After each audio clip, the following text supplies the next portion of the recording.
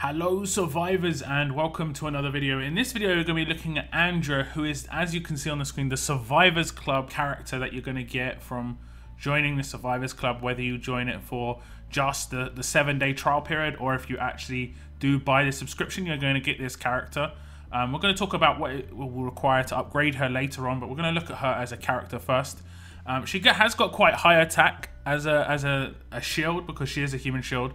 1,730 attack is her highest stat. She also has 1,729 defense, which I guess is nice, but at the same time, you could probably sacrifice a little bit of defense because she is a fast character. She can have absolute defense, which will block all damage regardless. The HP is the problem here. Her HP is very low, so you're going to have to stack HP on her somewhere, probably within mods at least, just to try and get an extra 600 or so HP, maybe in the weapon as well. Most people would probably do HP and defense on a weapon for a fast character and go for absolute defense as well. So you're going to need to top that HP up quite a bit.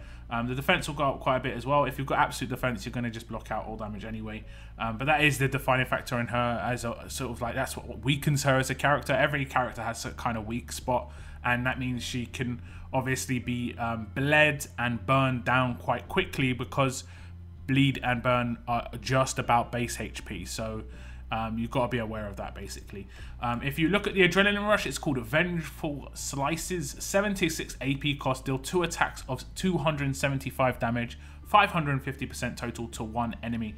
I believe this is one of the first characters that has the double attack. I think Naya might have it as well.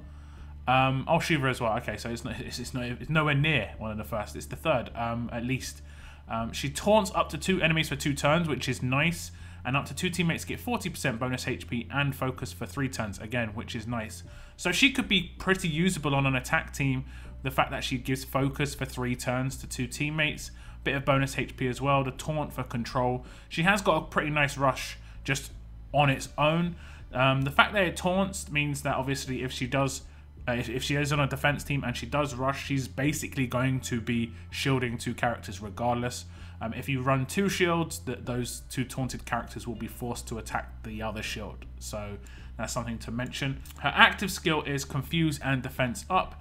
And as it says, up to 2 teammates recover from Confuse and get 40% defense for 3 turns, which is pretty nice. Again, recover from Confuse is nice, and you get a big bonus for having 40% defense for 3 turns. However, generally recover skills, the title of this does seem to be wrong as well. It says Confuse and Defense Up, but it should be Recover, Confuse and Defense Up.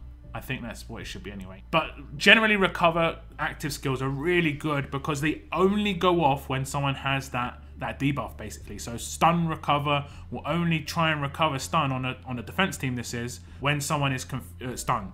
Impair Recover when someone is impaired. Confuse Recover when someone is confused. However, because this is double-barreled, you could see this going off when no one's confused, because it's going off to give someone the defense bonus instead. That is a big downside, if I'm honest. The initial cooldown is, it looks like, guaranteed to be 4 turns. So on the 4th turn, she will do this active skill regardless most of the time, which again, like I say, is a bit of a downside. Now, this is one of the first characters in the game to have both a leader skill and a specialist skill. All teammates get 30% HP and a very large bonus to AP when attacking is actually pretty nice. Obviously, Human Shield doesn't need too much explanation. It means that when she defends, she's going to be, you have to attack her unless you've got characters with focus, and then you can bypass her. Now, obviously, a lot of people would probably work out that if she is the leader and she's on a defense team, she's going to be in the middle of the team. That means any AoE attacks will wreck the entire team. The bonus is, of course, because she's all teammates a rainbow lead, she will be able to have different colors behind her. So you could have a very mixed team of traits. So you won't have like a big AoE hit coming in that's going to just do pure trait damage, basically. One of the obvious characters that you're going to think of when it comes to trait damage and AoE would be Alpha with the chainsaw, and she would be obviously be able to decapitate characters as well. I probably wouldn't use her as a leader on a defense team, basically because of the fact that she's going to be in the middle. It is generally a good idea not to do that, but we do have characters that do line damage, and that you're going to avoid any problems with line damage against this character if they are in the middle. So I guess it's debatable. It's up to you. It might be worth testing out. She doesn't have a slotted weapon, so you can, if you've got already crafted one of the ice picks that has already been buffed up, you're going to be able to slot a weapon in her hands very, very quickly. Now, when it comes to maxing her out, we did talk about this at the beginning, we have no idea what it's going to require to max her out, to upgrade her. However, it will most likely work just like the characters do in the supply depot. Now, if you go to survival markers, these characters, Jesus for instance, way back in the day would require these, which were multi-tool knives. Now, it cost, I believe, 7 multi-tool knives to max out Jesus as a 5-star. It was 1 to get him up to tier 2, 2 to get him up to tier 3, and 4 to get him up to tier 4. Now, if we look in the museum, we have a similar situation when it comes to Tara. And Tara is available as a 6-star, and she's exactly the same. If you get her as a 5-star, you have to do the 1, 2, and then 4 to get her maxed out as a 5-star. Now, as a 6-star, I believe it's a lot more. I believe it goes 3, 4, 6. I can't really remember 100%. I think it's at least 19 total that you need.